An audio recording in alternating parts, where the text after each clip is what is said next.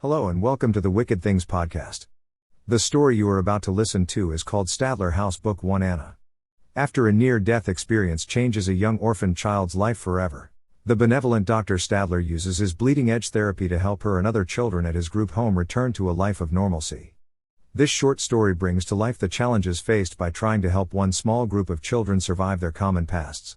Rodney nearly froze to death but watched as his sister was taken. Julie, almost successful in her final attempt to end her life but was plucked from the moment of death. Tyler, a teen substance abuser, was saved by emergency room doctors after overdosing. Anna, a young orphan who narrowly survived her brush with death due to a house fire. John felt the jaws of his uncle's feral dogs around his throat but was saved from death by paramedics. Emily, the only child who has never had a brush with death. What do all of the residents of the Stadler group home truly have in common? The answer will shock and terrify you. Maggie sits, rocking on her bed with a flashlight in her hands with terror on her face. She quickly moves the light around the room. She jumps at a sudden crash and boom of lightning and thunder outside of the group home. "Hurry, Stephen." Maggie notices a shadow move along the wall and quickly points her flashlight in its direction only to reveal nothing. She exhales in relief.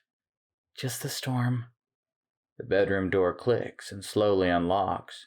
Maggie watches in horror as the door slowly swings open and asks, "Stephen?"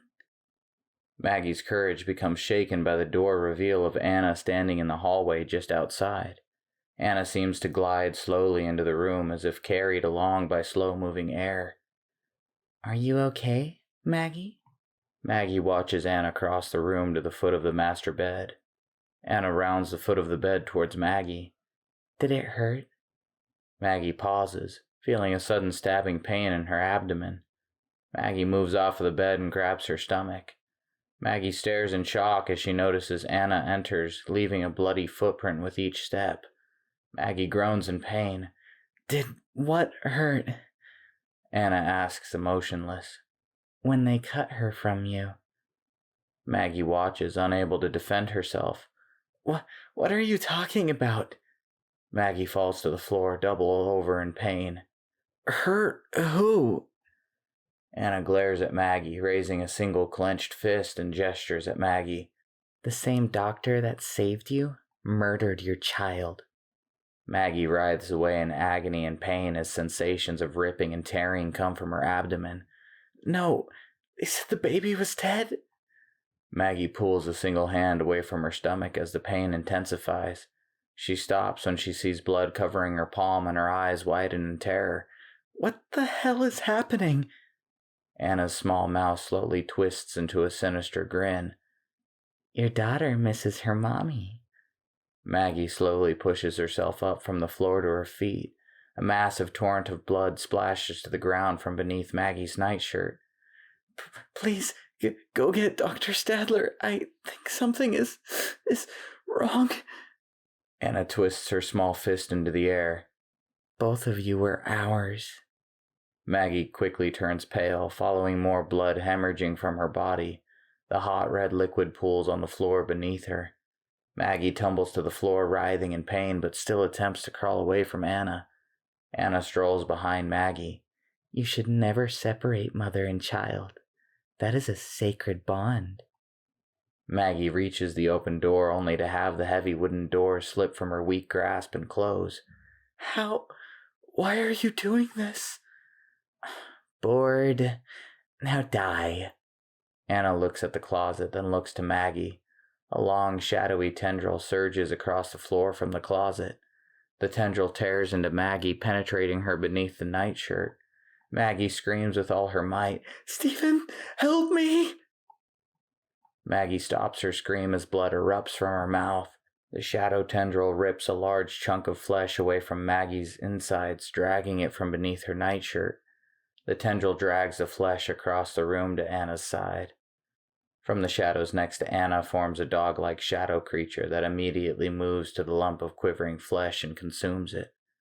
Anna pats the shadow dog on the head, encouraging it to continue.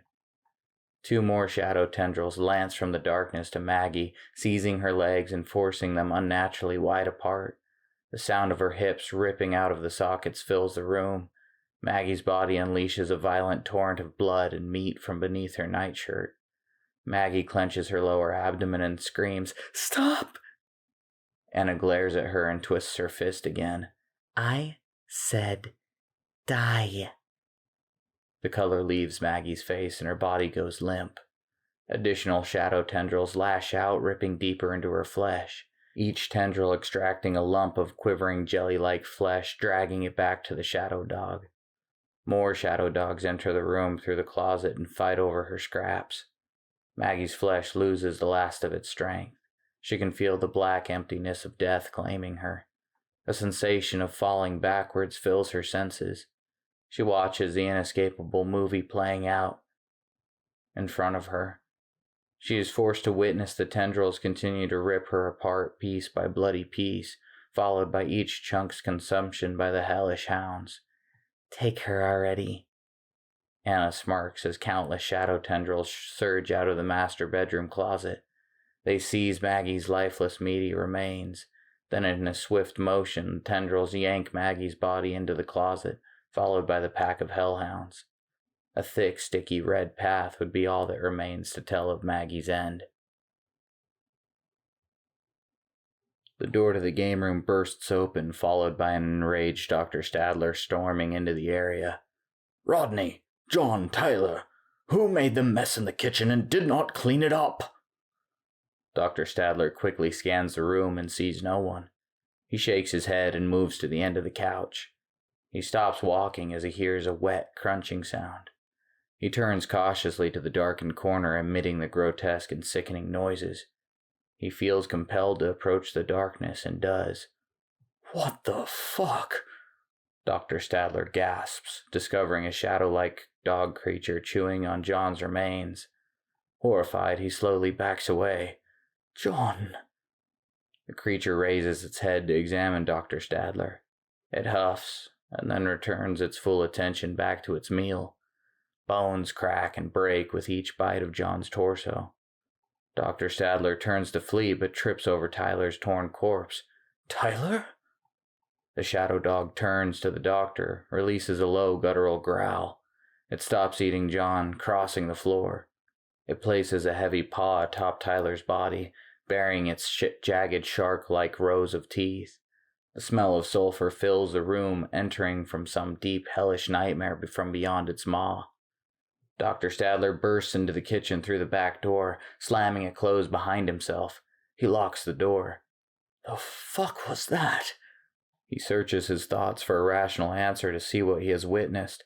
He stops to catch his breath, but his recent memories assault his mind with images of John and Tyler's broken and torn bodies.